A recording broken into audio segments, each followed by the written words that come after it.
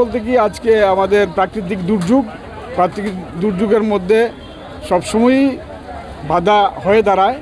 সব বাধা অতিক্রম করেও আমরা মাঠে সবাইকে উপস্থিত করতে পেরেছি এবং যে নিয়ম আছে নিয়মগুলো মেনে আমরা একের পর এক যে সিকোয়েন্স আছে মেনটেন করে প্যারেড কমপ্লিট করেছি, যাতে আগামী পরশুদিন আমাদের কোনো ধরনের সমস্যা বা বাধাবিঘ্ন না ঘটে, সুন্দরভাবে যাতে প্যারেডটা সম্পন্ন হয়। তারপরেও কাদার জন্য মাঠে প্রচুর কাদার জন্য ছোটোরা মার্চিং করতে পারেনি, সমস্যার সৃষ্টি হয়েছে।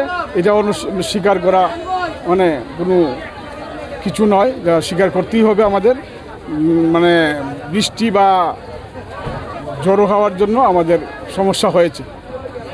এবার মাঠে পেরেতে কোন কোন দল অংশগ্রহণ?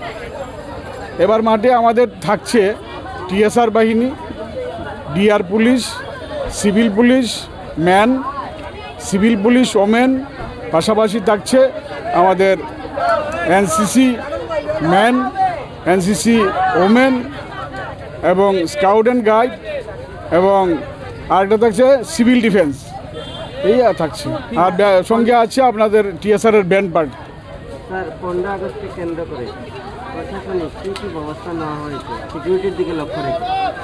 দেখুন, সিকিউরিটির দিকে লক্ষ্য করে যে বিষয়টা আছে, আমাদের মাননীয় এসপি মহোদয় উনি আগেই আমাদের বিভিন্ন থানার ইনস্ট্রাকশন দিয়ে দিয়েছেন আমাদের মোবাইল পেট্রোলিং সব দিকে কভার করার জন্য। তৎসঙ্গে বর্ডার এরিয়াগুলোতে সিকিউরিটি ফোর্সকে অ্যালার্ট করা হয়েছে।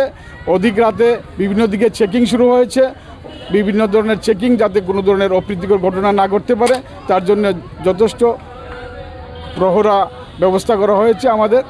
এর মধ্যেও আমরা যারা অফিসে বিভিন্ন জায়গাতে আছেন ওদেরকেও আমরা ডিউটির কাজে লাগিয়ে বিভিন্ন দিকে রাত্রিবেলা এবং অফ টাইমে ডিউটি করাচ্ছি। আমার নাম মুকুলেন্দু দাস, আমি ডিএসপি হেডকোয়ার্টার, ডিডিউ নর্থ এই হিসেবে আছি। ধন্যবাদ।